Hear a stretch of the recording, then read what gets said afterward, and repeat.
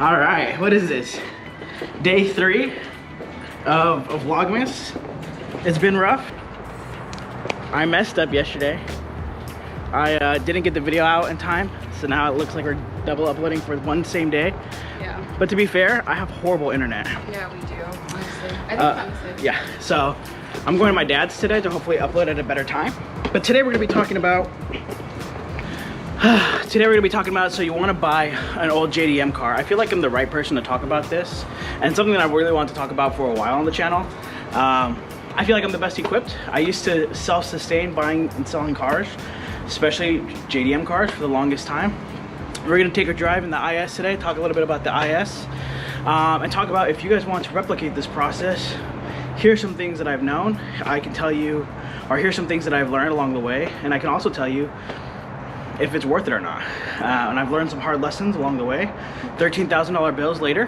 Yeah, some very expensive lessons. Yeah, I've learned some hard lessons. So hopefully I can help some of those people that are trying to do this. If you guys love cars, you want to make this like a little side hustle or side business. Again, that's how I fund all my stupid projects, and try to be as cost effective as possible. Yeah, learn from our mistakes. Learn from our mistakes. But this is Vlogmas. Again, 25 days of straight uploads. This is day 3 of it. And so we're gonna head out to my dad's right now. Crystal's gonna be driving the Alpha behind me, so we're gonna race whoever gets there first, you know? We'll see. Are we racing? Are we for real racing? Huh? Are we for real racing? Are we for... Are we for... No, because like I gotta know if I'm driving safe or not. Okay. I'll give it to Crystal. She's a pretty damn good driver. Crystal says she doesn't like to race me anywhere, then proceeds to race me everywhere. That's why we can't take 2 separate cars.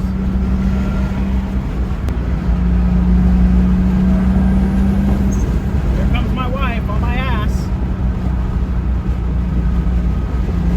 You guys can see her. You see her?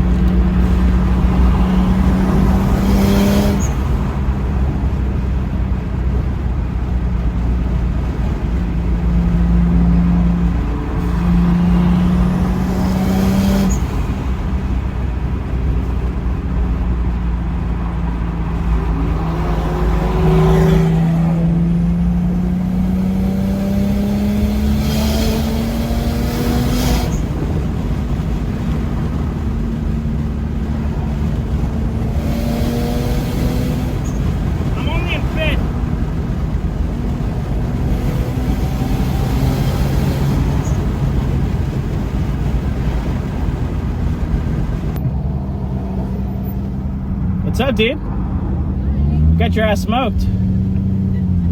Yeah, it's not even a competition. I beat your ass.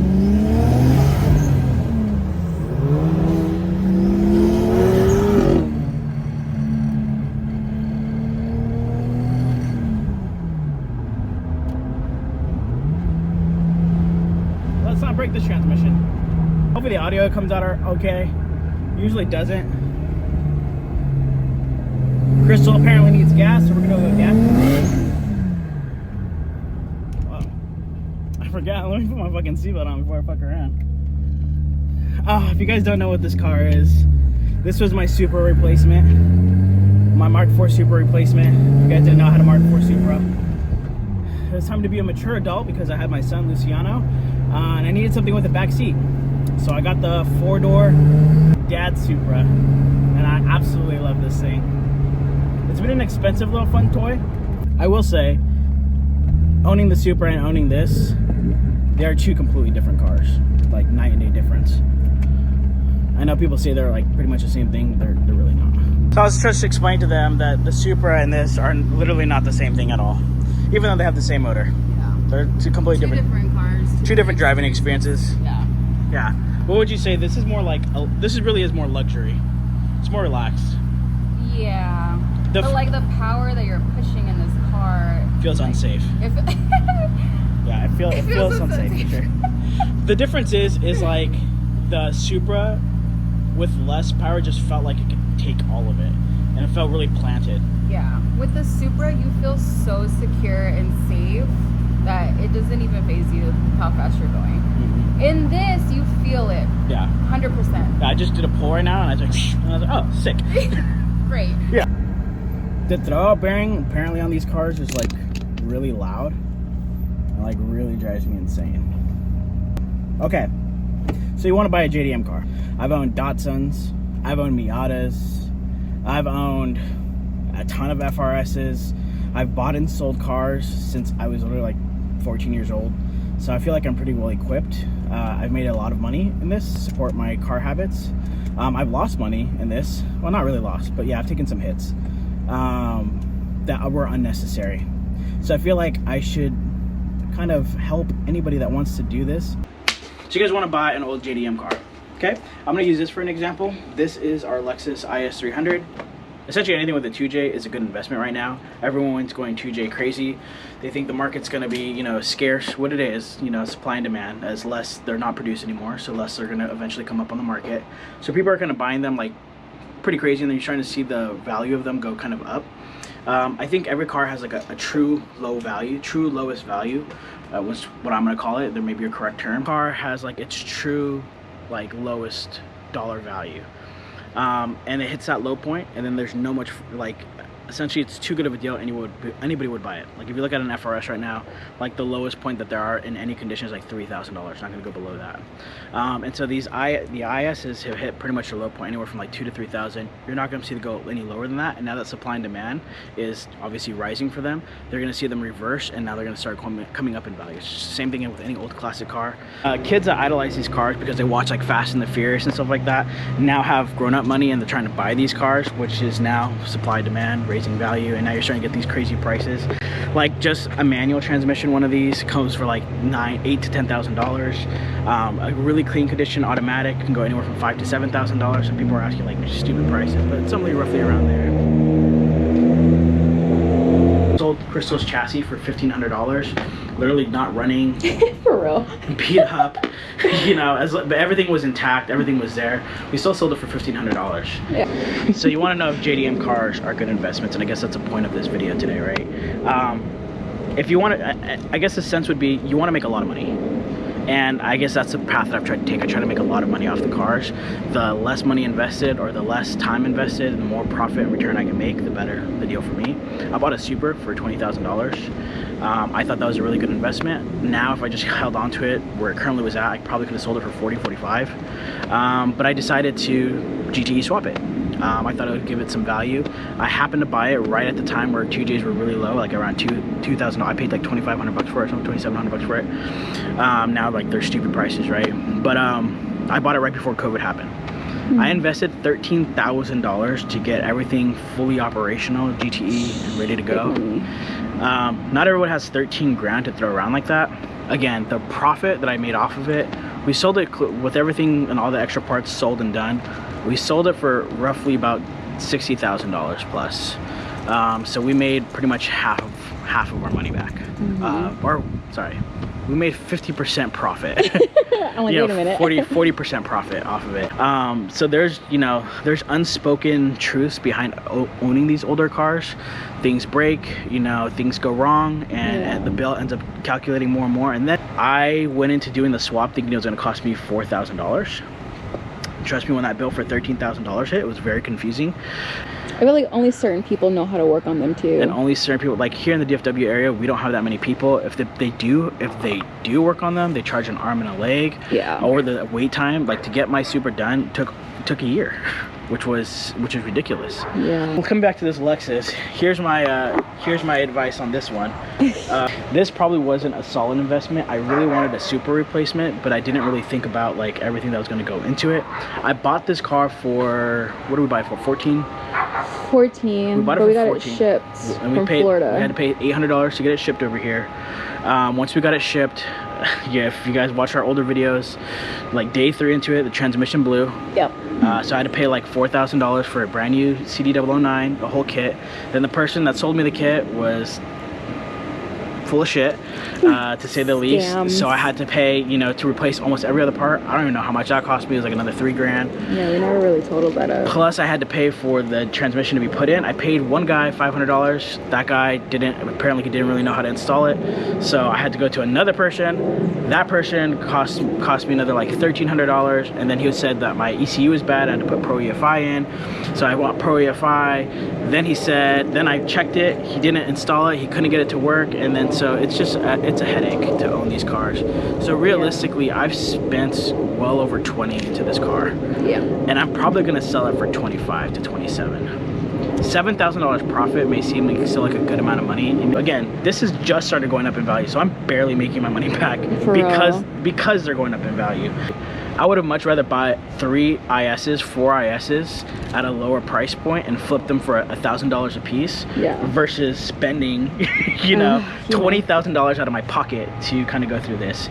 Oh, it comes down to, are buying old JDM cars, or buying cars in general, good for making money? It is if you do your research and you really wait for the right deal. People are really fixated, like, this is the perfect car and I have to have it.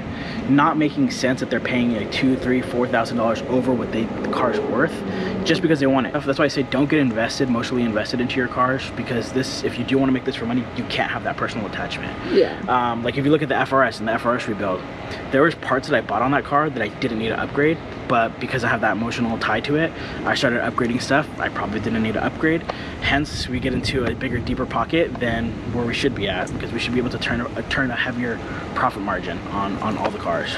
I haven't shared this number with anybody, so those of you who are watching that know me, you know, we just ran the numbers. We ran the numbers, but since I was 14 years old, so 14 until, you know, almost 30, I've made close to $80,000 in just profit off of cars alone. I would say probably another easy $20,000 in parts. So side hustle, maybe about $100,000. And most of them have been older JDM cars that I've made that money off of. And the reason this is gonna be in the thumbnail is I would buy anything with the 2J right now. Mark my words, they're gonna go up in value. It's probably one of the only cars that you can buy, not one of the only, but one of the safest cars that you can buy that would be roughly reliable, where it's going to bring you back a value whenever you're ready to sell it, or if this is your first car, second car, whatever the case may be. And it's an easy way to make some money back once you're ready to let it go. Yeah. Personally, for me, if I could, I've already told Crystal, there's like 4 ISs that I've seen that I just really want to pick up. But for some reason they're all in Florida, and we have nowhere to put any of these cars already. So now to go back in, let's buy 3 more. Buy 3 more ISs to just hold on to them, and it's too much. Now that before I end this video, another advice: make sure you're honest with yourself. Take a spreadsheet of what you pay for the car, registration, insurance. Keep a detailed log of everything you buy, even the maintenance. It helps you, 1, in resale, but 2, it helps you just in general. Keep a log of how much you especially if you post the car for sale, like you can put in the description every little thing that you put into it, and that helps the sale. Yeah, you want to keep, you want to be detailed. So I have a price breakdown of every car that I've ever owned. I have a log of everything that I've purchased, and I've gotten better over the years, so it got a little bit more detailed, right? But yeah, it's definitely been. Also, negotiating is big. Oh yeah, you gotta be decent at negotiating for this to all make sense. Ricky is fantastic at negotiating. Crystal see me go for, there was in a bar, what was it like? Oh my god, the bar. It was like $5,000 that he wanted, and somehow we walked away for like $2,000 or $3,000. Yeah, I don't know how Ricky does it, but he's fantastic at negotiating. Cash is king. Cash is always king. That's where we're gonna end today's video. You see it? That's where we're at in today's video. Hopefully this was informative. I'm trying to do more informative videos because I feel like I have a lot of knowledge to share if wanted. A lot of experience. Yeah, a lot of experience just doing this car stuff. And like I said, at the end of the day, I get to enjoy my cars and make a quick buck off of it. It's good money. Why not? Yeah, why not? All right, bye.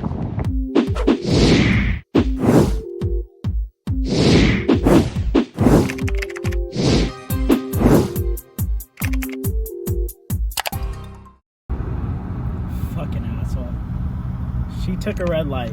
She endangered my son and our family. So she can have this one. I'm gonna play this sob story that I got hit by a car that didn't stop at a red light. So I don't know how anybody could take this light. It's so dangerous. Anyways, I think So I won the race. I got some pretty good clips. At the end of the day, you endangered our family. And I know you know that It's not about the car, it's about the driver. I know you know somebody hit me when going through a red light, so it's like traumatizing for me. So That's why you didn't go through. Yes, I know you. So I went through. That's the point. You use my trauma against me. How do you feel? It was a yellow light. How do you feel? It was. Do you feel good about yourself? You're just a sore loser. Do you feel good about yourself? You're a sore loser. I hope you feel good about yourself. Your car's faster than mine and still lost. And then it was like red. Every car stopped. Chris was just. It was yellow. I said, "Wow, that's the way she wants to play it. Not fair and square." Street racing. Huh? Street racing. You know. What are you fucking Dominic Toretto? Yeah. Give me your car now. Stupid.